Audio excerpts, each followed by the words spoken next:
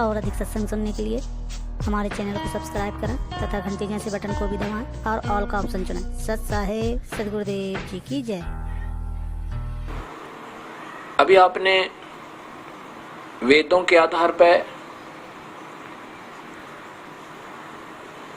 ये देखा और सुना और पढ़ा कि परमात्मा आकार में है और वो कबीर है। वेदों ने प्रमाण दिया कि वो कबीर असी, सारी सृष्टि का रचनहार वो कबीर देव है। ऐसा ही अब देखिए पवित्र बाइबल में,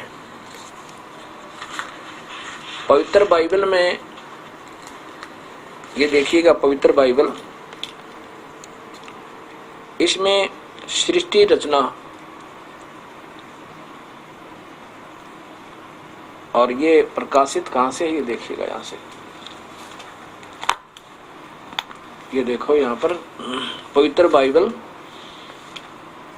और इंडिया बाइबल लिटरेचर 67 रकबा रोड, किलपक, मद्रास, दूरभाष इतना। इसमें उत्पत्ति ग्रंथ में देखिएगा, ये सृष्टि के 7 दिन, उत्पत्ति, विश्व की सृष्टि। आदि में परमेश्वर ने आकाश और पृथ्वी की सृष्टि की, आकाश और पृथ्वी की। यही अथर्ववेद कांड नंबर 1 का अनुवाक नंबर 1 का प्रथम श्लोक बताता है। सबसे पहले परमेश्वर कबीर परमेश्वर ने आकाश वाले शब्द यानी शब्द शक्ति वाले ऊपर के और नीचे के पृथ्वी वाले लोग ब्रह्म और परब्रह्म के रचे। सृष्टि पृथ्वी डोल बेडोल और सुनसान पड़ी थी और गहरे जल के ऊपर अंधियारा था परमेश्वर का आत्मा जल के ऊपर मंडराता था। ये देखिए सृष्टि के 7 दिन, पहला दिन, दूसरा दिन, तीसरा दिन, ये देखिएगा चौथा दिन और फिर 5वां दिन, ये 5वां दिन और नीचे देखो 6ठा दिन। ये 6 दिन में सृष्टि रच के परमात्मा ने, यह लिखा कि 6वां दिन, 6ठे दिन में प्रमाण है कि परमात्मा ने मनुष्य को अपना ही रूप बनाया। फिर परमेश्वर ने कहा, पृथ्वी से एक एक जाति के जीवित प्राणी अर्थात घरेलू पशु और रेंगने वाले जंतु पृथ्वी के वन पशु जाति के अनुसार उत्पन्न हो। वैसा ही हो गया। सो परमेश्वर ने पृथ्वी के जाति जाति के वन पशुओं को और जाति जाति के घरेलू पशुओं को और जाति जाति की भूमि पर सब रेंगने वाले जंतुओं को बनाया और परमेश्वर ने देखा कि अच्छा है। फिर परमेश्वर ने कहा, हम मनुष्य को अपने स्वरूप के अनुसार अपनी समानता में बनाए और वे समुद्र की मछलियों और आकाश के पक्षियों और घरेलू पशुओं और सारी पृथ्वी पर और सब रेंगने वाले जंतुओं पर जो पृथ्वी पर रेंगते हैं अधिकार रखें, यानी ये उनसे स्याना हो, कंट्रोलर हो। तब परमेश्वर ने मनुष्य को अपने स्वरूप के अनुसार उत्पन्न किया, अर्थात मनुष्य जैसा परमेश्वर है। पवित्र बाइबल स्वीकृति दे रहा है, प्रमाण दे रहा है। अपने ही स्वरूप के अनुसार परमेश्वर ने उसको उत्पन्न किया, नर और नारी करके उसने मनुष्यों की सृष्टि की। अब देखो आगे क्या कहा, आगे फिर परमेश्वर ने आदेश दिया। फिर परमेश्वर ने उनसे कहा, सुनो, जितने बीज वाले छोटे छोटे पेड़ और सारी पृथ्वी के ऊपर हैं और जितने वृक्षों में बीज वाले फल होते हैं वे सब मैंने तुमको दिए हैं, वे तुम्हारे भोजन के लिए हैं। देखो मनुष्यों के लिए कहा कि जितने सारी पृथ्वी पर और जितने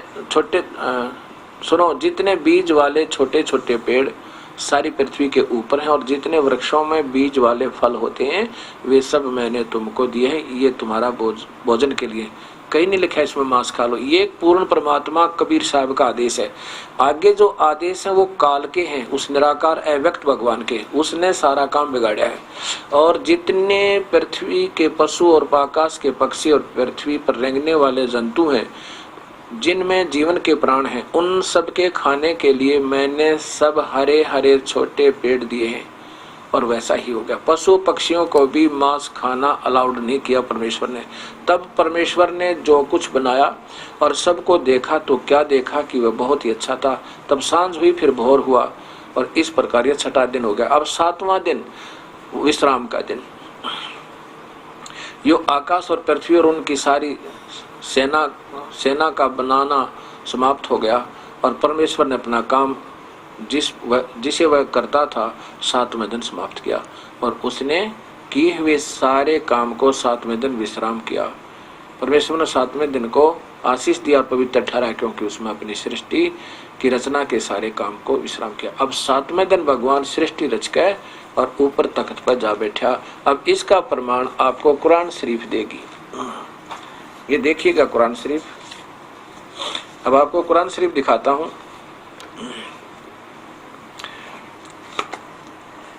ये कुरान शरीफ आपको बताएगी कि वो कौन है जो 7वें दिन जाके वहां बैठ गया तख्त पे।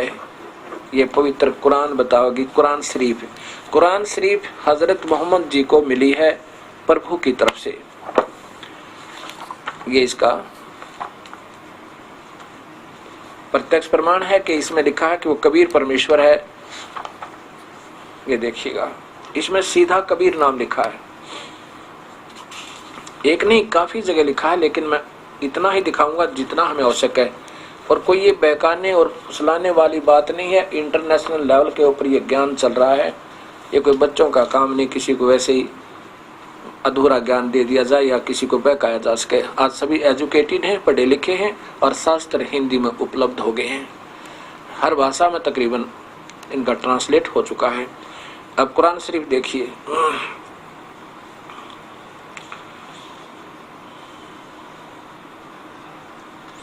जालिकल किताबु ला रेब नशल्ला फीही यह वह इलामी किताब है जिसमें कोई संदेह की गुंजाइश नहीं।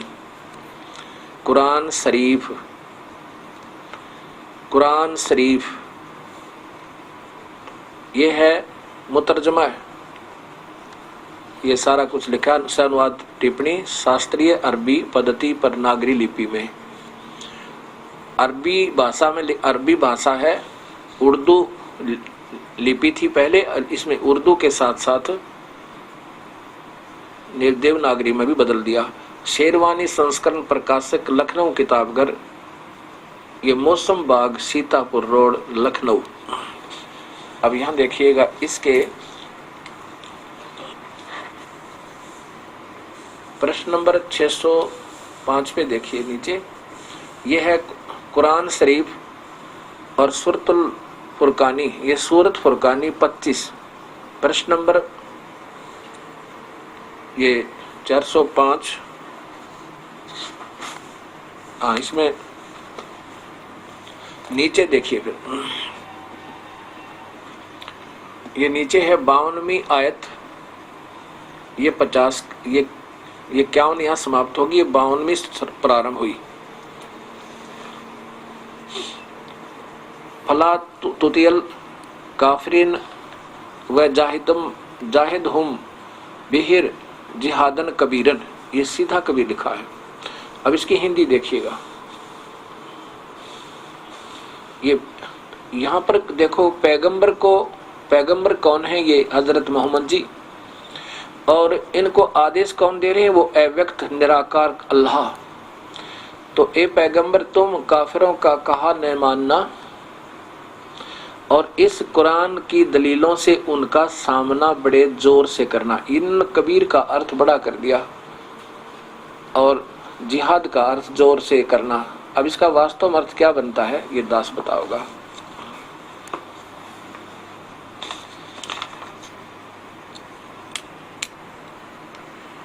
अब देखो, इसमें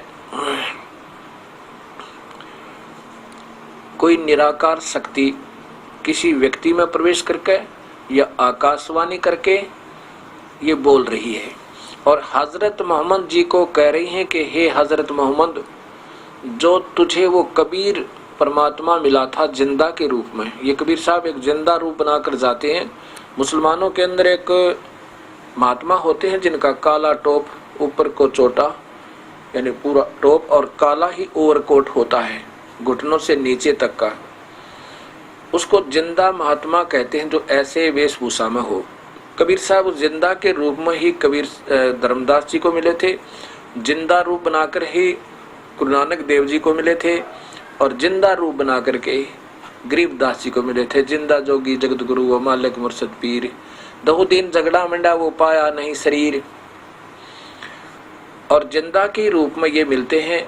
ऐसे ही वो जिंदा रूप धारण करके कबीर परमेश्वर हजरत मोहम्मद जी के पास गए थे, इनको सतलोक लेकर गए थे और इन्होंने अपनी इच्छा से वहां रहने की स्वीकृति नहीं दी थी। फिर कबीर साहब ने अपनी प्यारी आत्मा को वापस छोड़ दिया था। उनको मालूम है कि ये काल मेरी आत्माओं को छोड़ता नहीं, इनको यहाँ झूठे लालच में फंसाकर छोटी सी प्रभुता दे देता है, फिर ये बड़ी आत्मा भूल जाती है मुझे।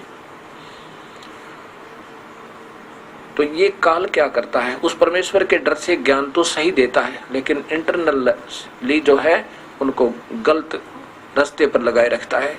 यहाँ पर एक वायदा हुआ था कबीर साहब का जब वो जोगजीत रूप में आए थे कबीर परमेश्वर, क्योंकि अपने पुत्र का रूप बनाकर आए थे और काल ने ब्रह्म ने सोचा था कि ये वो जोगजीत है। तब इनकी वार्ता हुई थी, तब इन्हें कहा था कि हे भगवान, क्योंकि कबीर साहब की ही शक्ति उसमें देख रहा था, उनका नुमाइंदा था, तो क्योंकि सहजदास को वो सहजदास ही मान रहा था और कह रहा था कि हे सहजदास आप किस लिए आए हो। सहजदास ना अक्षमा करना, जोगजीत आप किस लिए आए हो। कबीर साहब कभी सहजदास रूप में आते हैं, कभी जोगजीत रूप में। तो कबीर साहब अर्थात जोगजीत ने कहा था कि मैं अपनी प्यारी आत्माओं को जाके बताऊंगा नीचे कि वास्तव में परमात्मा कोई और है और ये ब्रह्म है, ये काल है, ये अव्यक्त रहता है, ये सामने व्यक्तिगत रूप से नहीं आता और ये तुम्हें खा रहा है। तुम्हारा सच्चा मार्ग देकर उनको पार करूंगा। तब काल ने ब्रह्म ने कहा था भगवान, जो आपका ज्ञान सुने आपके और मेरे ज्ञान को जो मेरे ऊपर आधारित हैं वो मेरे, जो मेरे भेजे हुए दूतों के संदेशवाहक भक्ति मार्गदर्शक संतों के जो आधारित हैं वो तो मेरे, और आपके संत के अनुसार आपके विचारों को स्वीकार करके उस ज्ञान को आपके साथ लगे तो आपके। ऐसे कहा, ये ज्ञान तो देता सही और बीच में फिर मन रूप में बैठ के और सबको गुमराह रखता है, स्वयं अपने दूत भेज देता है, उनको डराता है, धमकाता है। जैसे हजरत मोहम्मद के साथ जबराइल नाम का दूत जबरदस्ती करके कहता पढ़ इसको, और घबरा जाते हैं हजरत मोहम्मद जी। ये उनके जीवन चरित्र में प्रमाण है, आपको दिखाया भी था। ऐसे ये क्या करता है, ज्ञान तो सही देता है लेकिन भक्ति मार्ग अधूरा देता है। इसमें क्या बताया कि हे पैगंबर, तू इन काफरों का कहा मत मानना। हजरत मोहम्मद को वो निराकार अल्लाह काल भगवान कह रहा है कि तू इन जो लोग नहीं मानते कि कबीर परमेश्वर है उनको काफिर समझना, वो अवज्ञाकारी हैं। उन काफिरों का कहा मत मानना और ये कुरान में जो मैं तुझे आदेश दे रहा हूँ ये सत्य मानकर और उस कबीर परमेश्वर को मानकर कि वास्तव में परमात्मा वो कोई और है, ये तू सत्य मानकर उनके साथ संघर्ष करना, अर्थात उनके साथ लड़ाई नहीं करना। संघर्ष का मतलब है उनकी कही हुई बातों को मत मानना। वो कहेंगे कबीर परमात्मा ने ये झूठ बोलता है। स्पष्ट लिखा है कि तो ए पैगंबर तू काफिरों का कहा न मानना, वो कहेंगे ये कबीर परमात्मा नहीं है। और इस कुरान की दलीलों से उनका सामना बड़े जोर से करना, इसके दिखा दिखा कर, जैसे आपको वेद दिखाए जाते हैं, श्रीमद् भगवद गीता दिखाई जाती है, मद्भगवत सात सुधा सागर दिखाई जाती है, शिव पुराण, ब्रह्मा पुराण, श्रीमद् भगवद गीता, देवी भागवत महापुराण दिखाई जाती। कहते ऐसे उनका सामना करना, संघर्ष करना उन दलीलों से दिखा दिखा के। अब फिर देख लीजिए, इसमें कबीर शब्द लिखा है, इन्होंने कबीर को बड़ा लिख देते हैं। और इसमें यहाँ संस्कृत भी है, उर्दू अरबी है भाषा तो, और उर्दू लिपि है। ये यहाँ लिखा होगा, को जानने वाला हो तो पढ़ सकते हैं। अब यहाँ पर ये कबीरन शब्द लिखा, कबीरन, जिहादन कबीरन। अब इसकी हिंदी करते समय क्या किया महापुरुषों ने कि ए पैगंबर, तुम काफिरों का कहा न मानना और इस कुरान की दलीलों से उनका सामना बढ़े। यानी लिखना था उस कबीर परमात्मा के लिए उनका जिहाद करना, संघर्ष करना, जिहादन। ये देखो यहाँ नीचे लिखा जिहादन, जिहादन कबीरन, उस कबीर के लिए उनका संघर्ष करना, वो वास्तव परमात्मा। और कौन है वो परमात्मा? ये इसमें खबीरा, कबीरा, कबीर को खबीरा लिख दिया, ये मिस प्रिंट है। ये प्रश्न नंबर नेक्स्ट आ गया, खबीरा और ये खबीरन। ये कबीरा भी लिखा जाता है, कबीरन भी कह देते हैं। इसका क्या अर्थ बनता है? इस 59 आयत तक, यहां तक अभी आपको दिखाते हैं। हिंदी देखो पहले। और ये कबीर वही है जिसने 2 दरियाओं को मिला चलाया और मीठा प्यास बुझाने वाला और एक खारी कड़वा, और दोनों में एक आड़ और मजबूत रोक बना दी। और वही है जिसने पानी की बूंद से आदमी को पैदा किया, फिर उसको साहिब नसब यानी किसी को बेटा बेटी ससुराल पत्नी वतनी सारी वो दामाद सारे दे दिए बनाया। और तुम्हारा परवरदिगार हर चीज करने में शक्तिमान है। और काफिर जो नहीं मानते कबीर परमेश्वर है, वो तो अल्लाह के सिवाया ऐसों को पूजते हैं जो उनको नफा पहुंचा सकते हैं, न उनको नफा पहुंचा सकते हैं और न उनको नुकसान पहुंचा सकते हैं। और काफिर तो अपने परवरदिगार से पीठ दिए हुए हैं, मुंह मोड़ रहे उस भगवान तय हैं। और ए पैगंबर, हमने तुमको खुशखबरी सुनाने, ये देखो अब वो अल्लाह काल बोल रहा है, कह रहा है हे पैगंबर, हे हजरत मोहम्मद, हमने तुमको खुशखबरी सुनाने और सिर्फ अजाब से डराने के लिए भेजा है। अब यहाँ कबीर खुद बोल रहा है काल के मैंने तुम्हें क्योंकि एक तो भेजने वाला एक योग हजरत मोहम्मद को कह रहा है, और किसके लिए? कोई और परमात्मा है। इन लोगों से कहना कि मैं तुमसे इस अल्लाह के हुक्म पर कुछ मजदूरी नहीं मांगता, हाँ जो चाहे अपने परवरदिगार तक पहुंचने की राह इख्तियार कर ले। और हे पैगंबर, उस जिंदा, ये चैतन्य ने स्वयं लिख दिया अपनी सूझबूझते हैं, यहाँ पर है उस जिंदा, जो जिंदा रूप में तुझे परमेश्वर मिले हैं कबीर साहब, उस जिंदा पर भरोसा रखो जो कभी मरने वाला नहीं, और तारीफ से के साथ उसकी पाकी बयान करते रहो। वह और अपने बंदों के गुनाहों से वह काफ़ी खबरदार है। वो सब अपने जितने भी उसके बंदे हैं उनके गुनाहों को, पापों को काट देगा, वो बिल्कुल सब जानता है।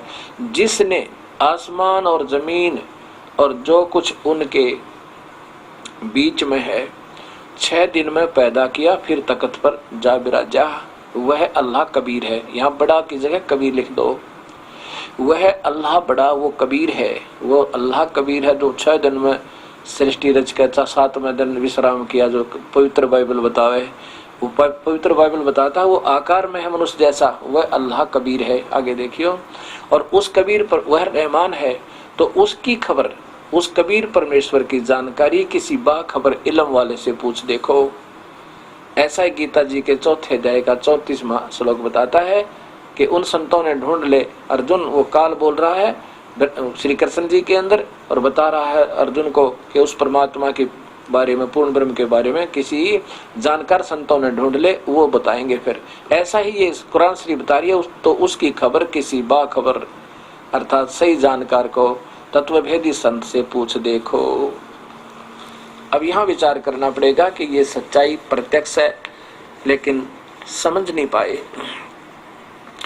अब यहाँ संख्या फिर आएगी आपके मन में, कुरान शरीफ और पवित्र कुरान शरीफ और पवित्र बाइबल को पढ़ने वालों को।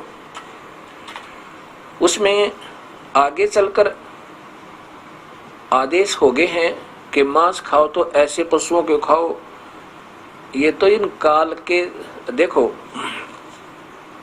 ये काल के दूत और काल स्वयं आकर के ऐसे गलत आदेश देता रहता है। जैसे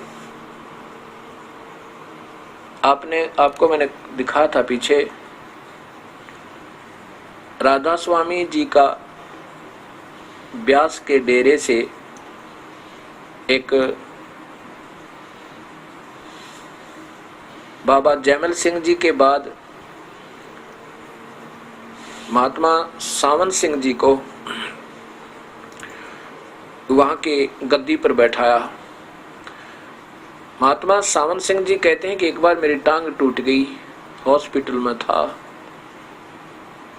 और वहां मैं जो सिमरन कर रहा था तो मुझे गुरुदेव के आदेश हुए, दर्शन हुए। सिमरन करते करते वो तो शरीर तो छोड़ चुके थे, मुझे ऐसे ध्यान में दिखे और मुझे आदेश दे दिया, यदि खास जरूरत पड़ जा तो मांस और खा सकते हो, शराब भी पी सकते हो, कोई दिक्कत नहीं। क्योंकि डॉक्टरों ने कह दिया होगा कि यदि मांस खा लोगे तो हड्डी जल्दी जुट जाएगी। अब उस बहाना लेने के लिए उन्होंने गुरु जी की आड़ ले ली। ऐसे ये काल अपने रूप बना करके गुरु का, क्योंकि जो काल पुजारी हैं ब्रह्म उसी के साधक हैं, चाहे वो किसी प्रकार के ज्ञान को करते हैं, नाम सही नहीं है तो वो काल ही की पूजा में। तो ऐसे ये काल उसी गुरु का रूप बनाकर नकली सामने आ जाता है और आदेश दे देता है। फिर वो बड़ी आत्मा कहते हैं तो गुरुदेव का आदेश, फिर हमने क्या दोष है, और फिर इनको नरक में ठोक देता है। अभी दिखाता हूं आपको। अब देखिएगा प्रमाण, राधा स्वामी ब्यास वाले डेरे के महात्मा, उसके बाद जो विराजमान हुए गद्दी पर, अब है जीवन चरित्र परम संत बाबा जैमल सिंह जी महाराज। ये तो बाबा जैमल सिंह जी ने तो ब्यास का डेरा जो है चालू किया था। इन्होंने वहां पर काफी साधना की थी, 5 नामों की, जो पांचों के पांचों काल के हैं। उनके बाद ये कृपाल आश्रम से छपी हुई है, ये है वही बाबा जैमल सिंह जी महाराज का, ये कृपाल जी के वहां से, और ये कृपाल आश्रम से प्रकाशित है। ये देखो यहाँ पर नीचे देखिए, सावन कृपाल पब्लिकेशंस, कृपाल आश्रम, संत कृपाल सिंह मार्ग, विजयनगर, दिल्ली, इतने पे ये इनके फोन नंबर हैं। और इसमें ये प्रथम जो है ये आगरा वाले बाबा स्वामी शिवदयाल जी हुए हैं। ये देखो शिवदयाल जी, इनका जीवन रहा है विक्रमी संवत सन 1818, विक्रमी संवत 18 से 18 और 1878 तक। 18, अच्छा आगे फिर इसके बाद ये कृपाल सिंह जी महाराज हुए हैं। देखिएगा श्री हजूर संत कृपाल सिंह जी महाराज, जिन्होंने जो सावन सिंह जी के शिष्य, जैमल सिंह जी के बाद ये सावन सिंह जी महाराज आए। ऊपर देखिएगा इनका प्यारी सूरत, बाबा सावन सिंह जी महाराज, परम संत हजूर बाबा सावन सिंह जी महाराज। 1858 से 1948 तक ये इतने जीवन इनका रहा। अब इस पुस्तक के यहाँ देखिए, इस पुस्तक के पृष्ठ नंबर 108 पर, वैसे तो इसमें पहले देखिएगा इन्हीं की लेखनी है। इसमें एक प्रश्न नंबर 20 पे लिखा है कि परमात्मा ने इंसान बनाए, इंसान को उस प्रभु ने अपना रूप बनाया। और ये कहते परमात्मा निराकार है। इन्हीं की टिप्पणी कृपाल सिंह जी की, यानी राधा स्वामी की, ये क्या कहते हैं कि परमात्मा तो निराकार है। ये देखो आगे दिखाऊंगा और तक, क्योंकि ये सारा ही बिगड़ा हुआ काम है, ये धीरे धीरे सुलझेगा। पहले तो मुझे निंदक समझेंगे। ये है सावन श्री कृपाल परमात्मा का साक्षात्कार। ये दर्शन सिंह जी हैं, कृपाल सिंह जी के शिष्य हुए हैं, सीधे शिष्य हुए हैं ये उनके। और इनकी ये पुस्तक है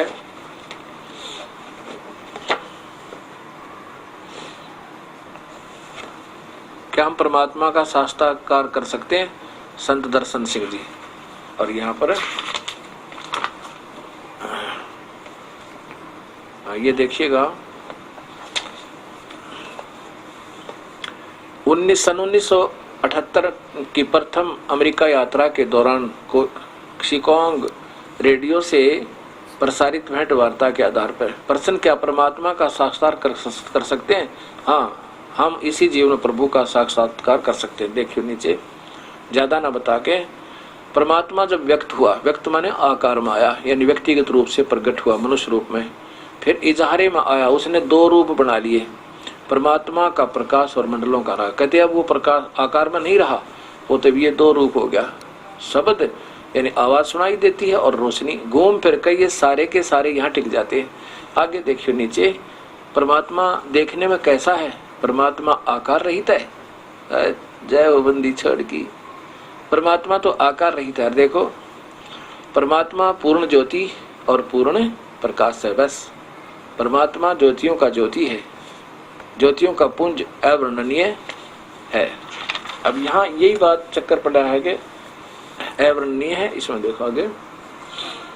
और फिर भी शास्त्रों में बताया गया है कि करोड़ों सूर्य चंद्र का एकत्रित प्रकाश उसके एक रोम के प्रकाश के तुल नहीं है, नहीं हो सकता। रोमकूप है तो आकार में है, अब भी आकार में है, और जो उसको परमात्मा को उसके मूलभूत ज्योत स्वरूपी में ही देखना है, तभी संभव है जब हम रूहानियत की उस सबसे ऊंची अवस्था में पहुंच जाएं।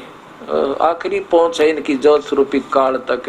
ये देखो, अब इसमें ये बाबा जयमल सिंह जी का जीवन चरित्र जो है, जीवन चरित्र बाबा परम संत बाबा जयमल सिंह जी महाराज की कृपाल आश्रम से प्रकाशित है, वही पुस्तक जैसे अभी आपको दिखाया था। और इसमें ये कृपाल आश्रम सावन कृपाल पब्लिकेशंस, कृपाल आश्रम, संत कृपाल सिंह मार्ग, विजयनगर, दिल्ली। अच्छा, इसमें आपको अभी दिखाए मैंने सावन सिंह जी, और सावन सिंह जी के विचार ये देखो 108 पृष्ठ पे क्या लिखा है कि बाबा सावन सिंह जी महाराज ने अपने एक शिष्य को चिट्ठी लिखी जिसमें परमार्थ में जिंदा गुरु के महत्व का बड़ा सुंदर वर्णन किया है। वे लिखते हैं कि जब टांग की हड्डी टूटने के कारण मैं अस्पताल में था तो एक दिन अभ्यास में बैठे हुए मुझे बाबा जी के स्वरूप के या उन जैसी शक्ल के, देख ये भी असमंजस में, या उन जैसी शक्ल के दर्शन हुए और उन्होंने कहा सख्त ये देखो, उन्होंने कहा, किसने? जो वो दिखाई दिए, दर्शन दिए जिसने, महात्मा ने, सख्त जरूरत के समय मांस और शराब का सेवन करने में कोई हर्ज नहीं। फिर देखिए, जो दर्शन दिए ना, जिसने आकर अभ्यास में दर्शन दिए गुरु जी ने, इसने जयमल सिंह जी ने, सख्त, सावन सिंह जी कह रहे हैं, सख्त जरूरत के समय मांस और शराब सेवन करने में कोई हर्ज नहीं, लेकिन जब मैंने 5 नाम का सुमरण किया तो वह स्वरूप उठकर चला गया।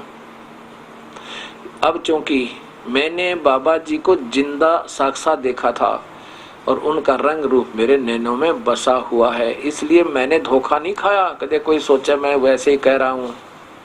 अब ये बात समझनी भक्तात्मा, ये दास आपको यही बताना चाहता है कि ये संत जो है ऐसे ये काल इन सब को नचा रहा है, चाहे वो किसी भी मजहब की या पंथ की परंपरा में बंधे हुए हैं, इन सब का यो ऐसे ही चक्कर कटा रहा है। अब आपको दिखाता हूं कि पवित्र बाइबल में आगे प्रमाण है कि प्रभु ने सबसे पहले आदम रचा, आदम की हड्डी निकालकर हव्वा उसकी पत्नी बना दी, दोनों को एक वाटिका में छोड़ दिया और उसमें कहा कि तुम इस बीच में लगे हुए जीवन के वृक्षों के फल मत खाना, तुम खा लोगे तो मर जाओगे। ये आदेश यहाँ से इस काल भगवान के प्रारंभ हो गए, निरंजन के। जो व्यक्त नहीं आता, जो अव्यक्त रहता है, प्रत्यक्ष सामने नहीं आता, और आता है तो किसी अपना अन्य रूप बनाकर, जैसे फरिश्तों को भेज देता है। अब यहाँ पर इस काल के आदेश हो गए। काल ने बहका दिया, कह दिया कि तुम बीच वाले ये फल मत खाना, तुम खा लोगे तो मर जाओगे। एक दिन कहते हैं सर्प आया और सर्प ने हव्वा से कहा कि तुम ये बीच वाले फलों को, वृक्षों के फल क्यों नहीं खा रहे हो।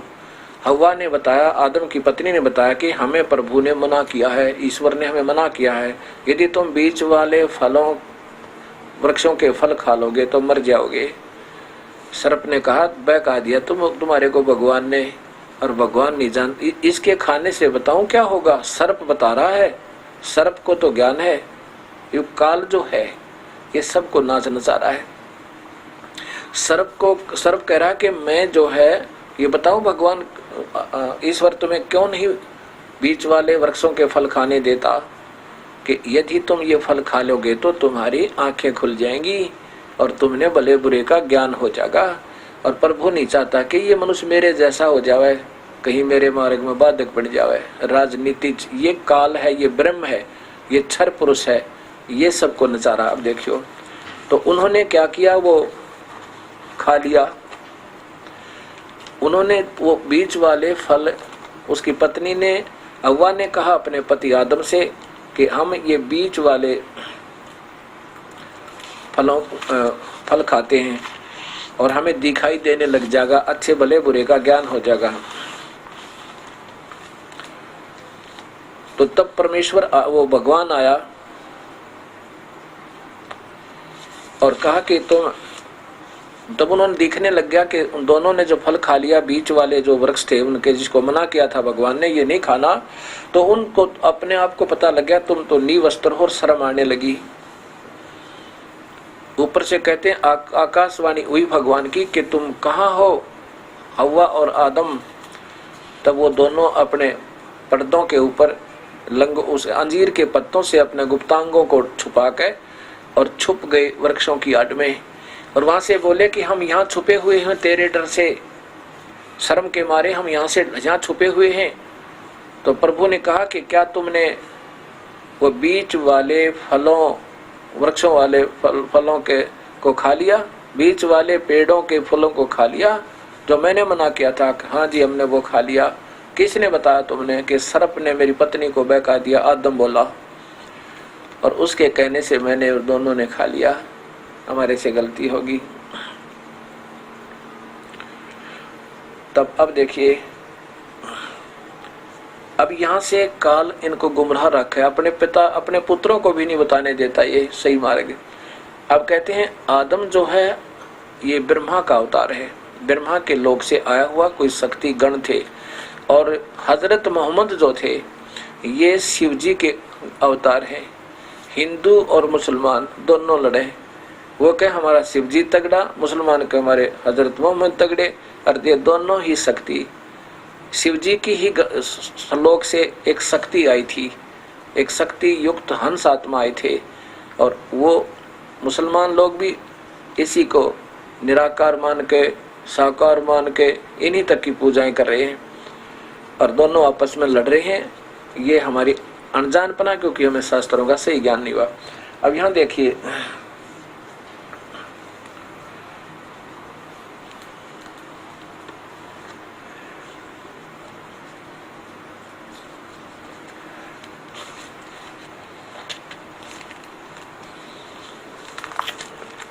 अब ज़्यादा ना सुनाकर आपके थोड़ा सा दिखाता हूँ, ये देख लो। इसके बाद फिर ये कुरान शरीफ आपको सुलझेगी। ये वही पवित्र बाइबल, और ये आपके सामने है।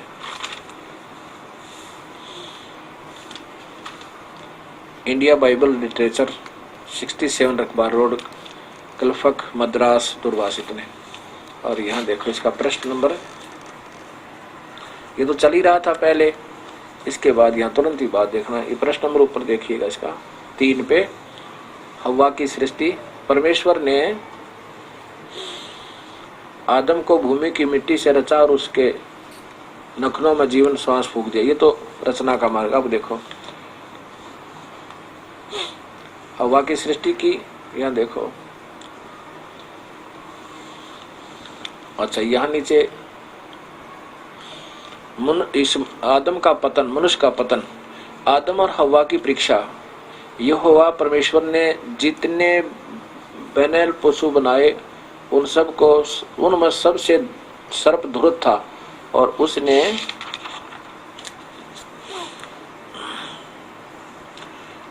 स्त्री से कहा, हवा से कहा, क्या सच है कि परमेश्वर ने कहा कि तुम उस उद्यान के किसी वृक्ष का फल ना खाना?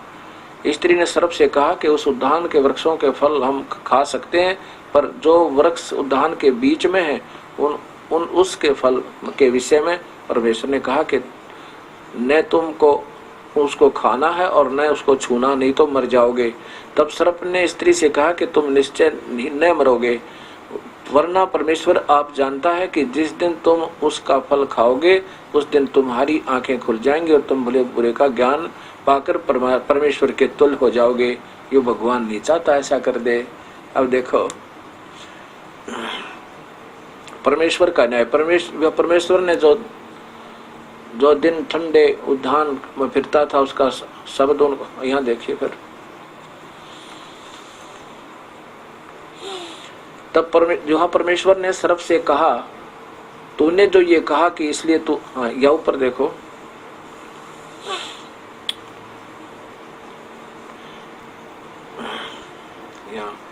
परमेश्वर ने पुकारा, आदम से पूछा तुम कहाँ हो? उसने कहा मैं तेरा शब्द उद्यान में सुनकर डर गया, क्योंकि मैं नंगा था इसलिए छिप गया। उसने कहा, परमात्मा ने कहा कि किसने तुम्हें चिताया कि तू नंगा है? जिस वृक्ष का फल खाने को मैंने तुझे बरजा था, मना किया था, क्या तूने उसका फल खाया है? आदम ने कहा, जिस स्त्री ने तूने मेरे संग रहने को दिया है उसी ने उस वृक्ष का फल मुझे दिया और मैंने खाया। तब यहोवा परमेश्वर ने स्त्री से कहा, तूने यह क्या किया? आदि आदि। अब मैं जो क्या कहना चाहता हूँ, इसी पवित्र बाइबल में अब ये काल के दूतों के आदेश प्रारंभ हो गए। प्रभु तो जाकर विराजमान हो गया अपने तख्त पर, वो पूर्ण परमात्मा 7वें दिन। इसी प्रकार ये कुरान शरीफ बताती है कि वो वास्तव में कबीर परमेश्वर है और वही 7वें दिन जाके वहां सृष्टि रच के विराजमान हो गया। और बीच में जो है इन फरिश्तों के ही बीच में इन फरिश्तों के, ये कुरान शरीफ देखिएगा, वही कुरान शरीफ है, और इसमें बीच में फरिश्तों के आदेश और इस काल भगवान के आदेश आते रहते हैं। और ये काल स्वयं तो आता नहीं, किसी के अंदर प्रवेश करके बोलता रहता है। जैसे आजकल एक दिव्य ज्योति अर्थात ब्रह्म कुमारी नाम से माउंट आबू के अंदर एक वही काल का ही एक पंथ और प्रारंभ हो रहा है, निराकार अल्लाह का। वहां पर ऐसा ही है कि जैसे 2-3 बहन बैठ जाती हैं और उन कुछ देर के बाद वो अचेत हो जाती है, उनकी शुद्ध बुद्ध खो जाती है और फिर थोड़ी सी देर में वो होश में आती है, उनकी आवाज़ बदल जाती है, उनके बोलने का तरीका बदल जाता है। तो वो जो आदेश देते हैं उनको नोट कर दिया जाता है टेप से, रिकॉर्डरों से, फिर बाद में लिख लिया जाता है। ऐसे धीरे धीरे ये एक पंथ बन जाएगा जैसे मुसलमान धर्म बना था। और वो समय समय पर ये काल अपने आदेश चेंज करता रहता है और फिर थोड़े से दिन में इनको ऐसे ही अपना एक ग्रुप बन जाएगा, एक मजहब का रूप धारण हो जाएगा और निराकार तक ही सब सीमित हैं।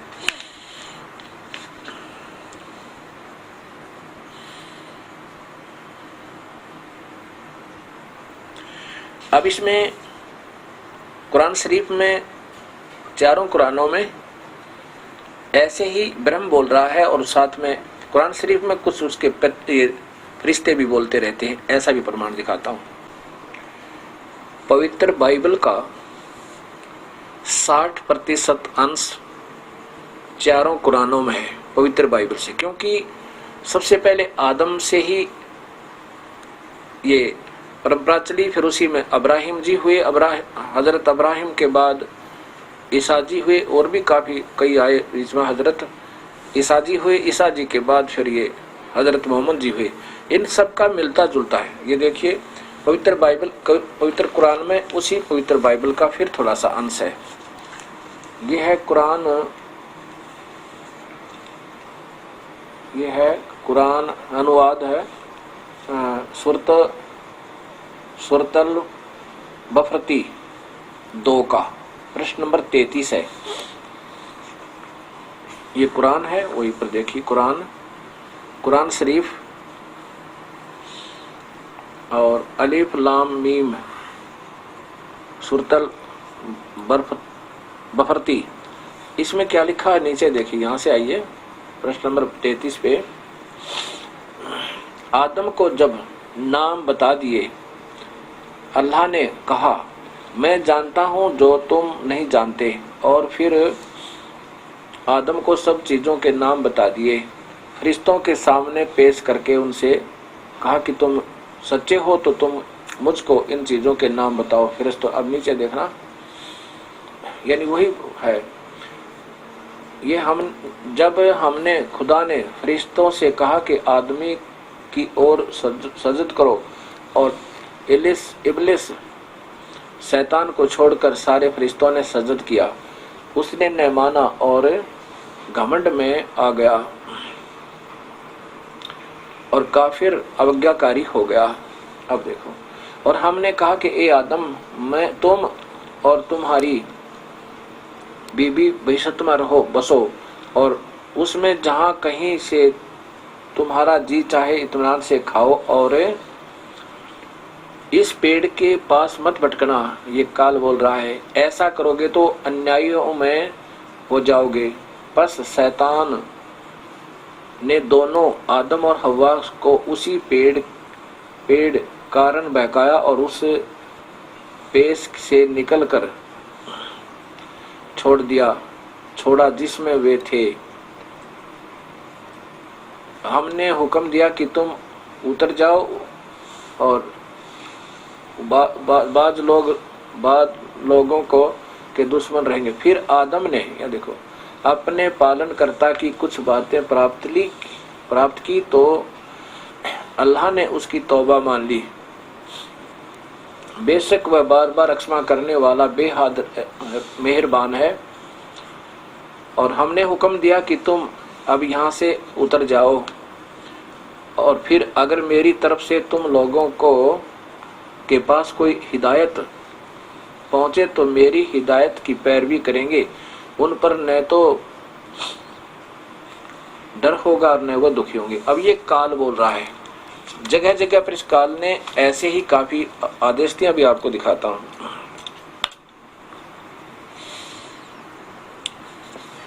अब इसमें आगे देखना, फिर प्रश्न नंबर, अब देखें इसी कुरान शरीफ में प्रश्न नंबर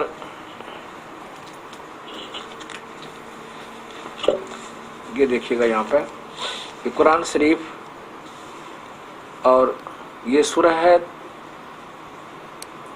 है ताहा 20, और इसमें प्रश्न नंबर सूरह ताहा 20 523 पे नीचे देखो, ये ज्योत स्वरूपी काल भगवान, ये देखिए यहाँ से,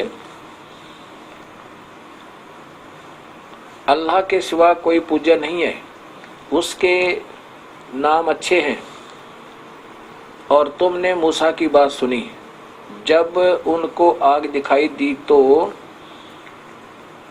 उन्होंने अपने घर के लोगों से कहा कि ठहरो, मुझको आग दिखाई दी है।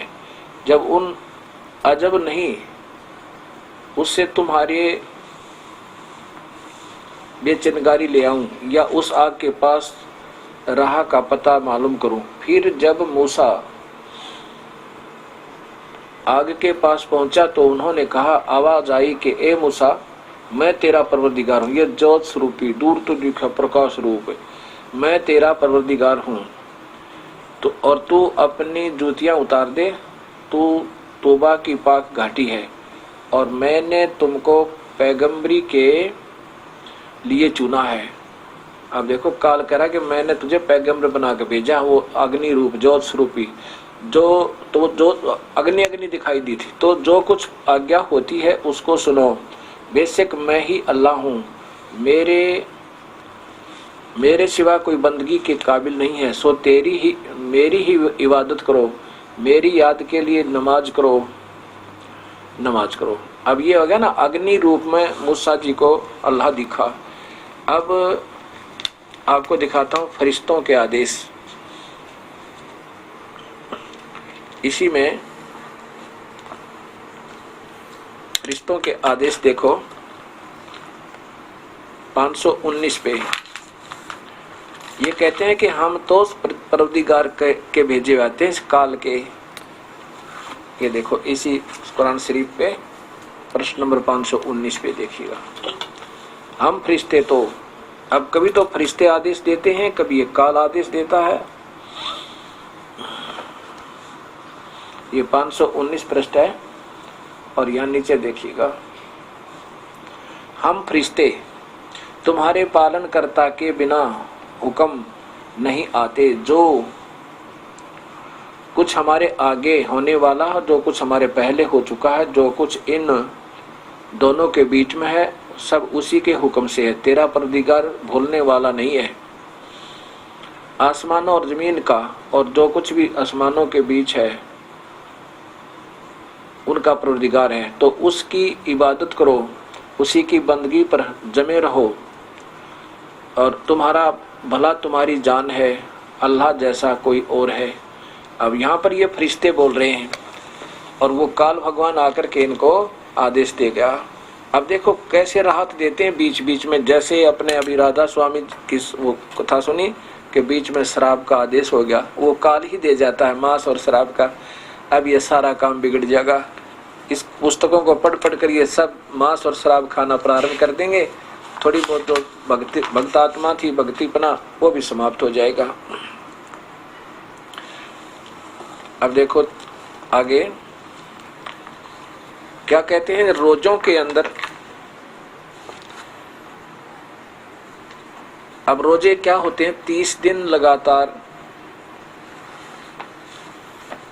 ये सुबह से लेकर शाम तक कुछ खाना नहीं खाते मुसलमान भाई, और फिर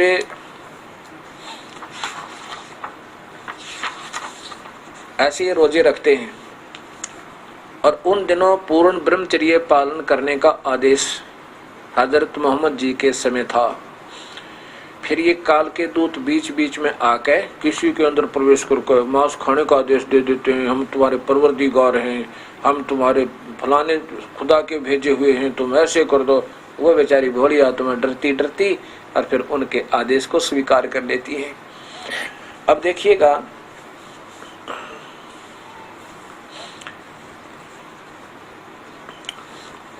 जैसे उनको आदेश था कि रोजों के दिनों में तुम अपनी पत्नियों के पास नहीं जाना। रोजे के दिनों में जाओगे तो तुम्हें पाप लगेगा, नुकसान हो जाएगा, परवरदिगार रुष्ट हो जाएगा, ऐसा था। फिर ये अब क्या बताऊं, क्योंकि ये थोड़ा सा लिखा है धार्मिक ग्रंथों में, दिखाना पड़ रहा है ताकि आपके हृदय में ये जच जाए कि दास जो कहना चाहता है बिल्कुल 100 का 100 सत्य है।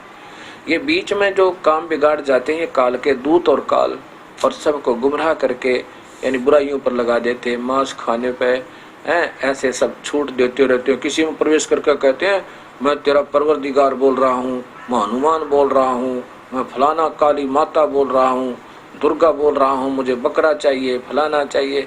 तो ये भोली आत्मा डरती हुई स्वीकृति दे देती है।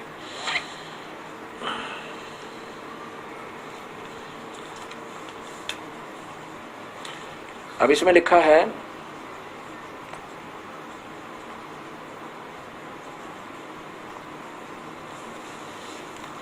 ये कुरान शरीफ, और इसके ये देखिएगा यहाँ प्रश्न नंबर ये 65 है।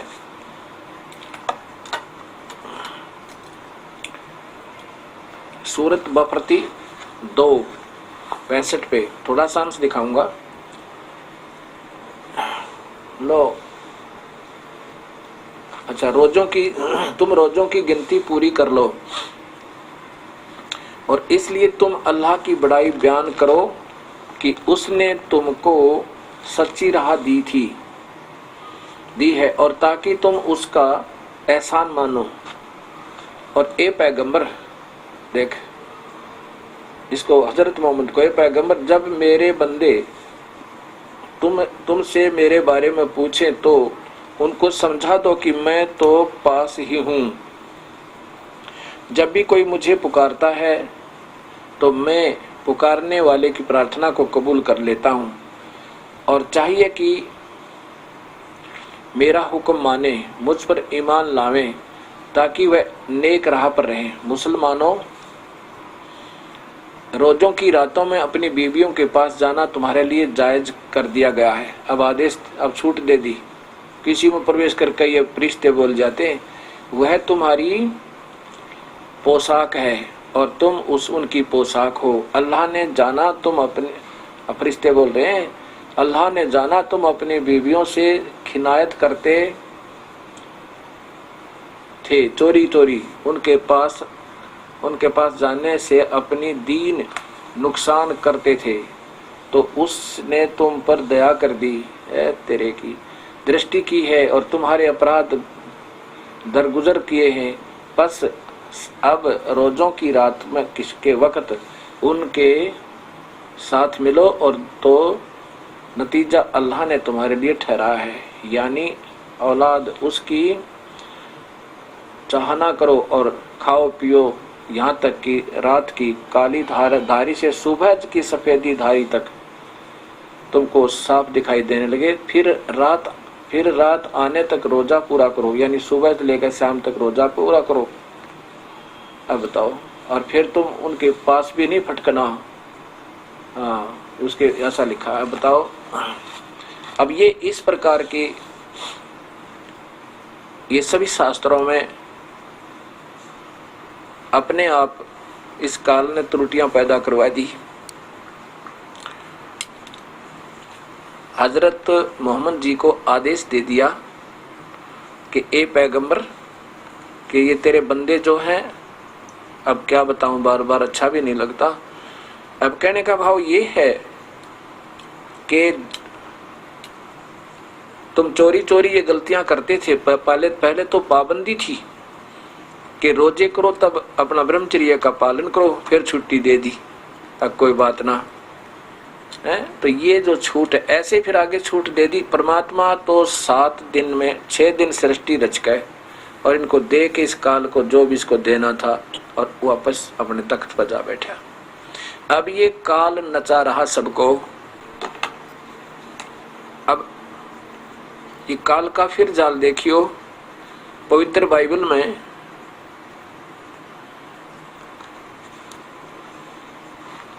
इसमें छूट दे दी काल के फरिश्तों ने कि तुम ये मांस खा सकते हो, जबकि प्रभु तो मना करके चला गया कि नहीं खाना। ये काल के दूत, शुद्ध और अशुद्ध पशु। फिर यहोवा ने मूसा और हारून से कहा, ए इस्राएलियों से कहो कि जितने पशु पृथ्वी पर हैं उन सब में से तुम उन पशुओं को का मांस खा सकते हो। पशुओं में से जितने चिरे अथवा फटे खुर होते हैं, जिनके खुर फटे आगे जैसे ये घोड़े गाड़े हैं, परंतु पागुर करते हैं उनको खा सकते हो। परंतु पागुर करने वाले अथवा फटे खुर वालों में से इन पशुओं को न खाना। ऊंट जो पागुर तो करता है परंतु चेरे खुर नहीं होते, इसलिए वह तुम्हारे अशुद्ध ठहरा। अब क्या बताएं।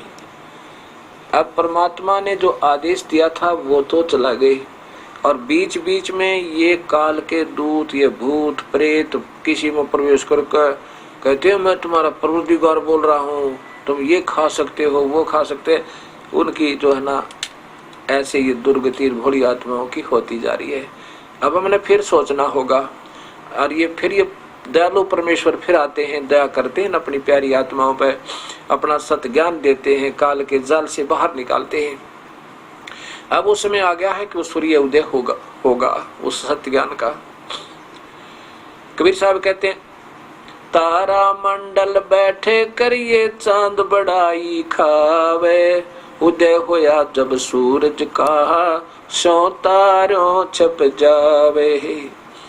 जब ये सत्य ज्ञान रूपी सूर्य उदय होगा उस समय ये सभी जो ज्ञान थे, ठीक है वो अपने लेवल के ब्रह्म तक का ज्ञान था, ये सब छिप जाएगा। ऐसे हो जाएगा जैसे सूर्य उदय होने पर चंद्रमा और तारे देखने से ही नजर आते हैं, देखने से भी ढंग से नजर नहीं आते हैं। और ज्ञान सब ज्ञानड़ी कबीर ज्ञान सो ज्ञाने, जैसे गोला तोब कहा करता चले मैदाने। और ज्ञान जो अभी तक हमने सुने थे, वो जितने भी आपने शास्त्र अपने अपने संतों ने अपने हिसाब से बनाए हुए जो शास्त्रों की आड़ लेकर, ये तो ज्ञानड़ी बताई, अर्थात अधूरे इनकम्प्लीट नॉलेज। और कबीर पूर्ण परमात्मा का जो ज्ञान है वो ज्ञान सो ज्ञान। और जैसे घोड़ा तोब का फिर करता चला मैदान। अब ये मैदान होता चला जाएगा, सभी शास्त्रों का विधिवत निरीक्षण होगा। और अब ये आपको ज्ञान हो गया कि परमात्मा सशरीर है, आकार में है। और वो कौन है? वो कबीर है। ये तो शास्त्रों ने बता दिया, कुरान शरीफ बतावे, बाइबल बतावे, क्योंकि बाइबल और कुरान में दोनों का मिलकर ये प्रमाण हो गया परमात्मा कबीर है और वो सशरीर है, मनुष्य जैसा है। वेद बताते हैं वो कबीर परमेश्वर है। अब जैसे अरबी में कबीरन लिखा था, लेकिन वहां पर जैसे कबीर हलंत वाला रह लगने से वो कबीर ही कहला होगा, वहां न कट जाएगा कबीरन का, वो कबीर रह जाएगा। ये कबीर ही है पूर्ण परमात्मा। अब आपको आंखों देखा हाल, जिन संतों ने सतलोक में देखा उस परमेश्वर को और फिर काशी में देखा ज्यों का त्यों, उन्होंने आंखों देखा, अपना हाल बताया, ये प्रमाण करेंगे कि वो कबीर परमेश्वर है। किन किन ने देखा? परम आदरणीय धर्मदास जी महाराज ने, परम आदरणीय गरीबदास जी महाराज ने, हरियाणा वाले ने, छुडानी वाले ने, परम आदरणीय बाबा नानक जी ने, परम आदरणीय दादू जी ने, परम आदरणीय मुल्कदास जी ने, इन सभी ने देखा और बताया कि वो कबीर परमेश्वर है जो काशी में जुल्हा बनकर आया था। और ये सबके सामने अब सत्य ज्ञान होगा। ये पूर्ण परमात्मा कबीर साहब की कृपा है। कबीर परमेश्वर चारों युगों में आते हैं अपना सत्य ज्ञान का मार्गदर्शन करने के लिए। सतयुग में सत्सुकृत नाम से, त्रेता में मुनिंदर नाम से, द्वापर में करुणामय नाम से, और कलयुग में वो कबीर नाम से आएंगे। और कबीर नाम ही परमात्मा का वास्तविक नाम है। और इस नाम को, इसको ही लेकर के ये कबीर में आए हैं, आते हैं, मतलब आते हैं। पहले तो आए हैं, अब आते हैं, क्योंकि कबीर नाम से वो कलयुग में आए हैं। काशी में जुल्हे का रोल किया, कमल के फूल के ऊपर एक बालक का रूप धारण किया। और जब वो सतयुग में आए, त्रेता में आए और द्वापर में आए और कलयुग में किन किन जीवों का उद्धार किया, ये आपको अभी बताएंगे।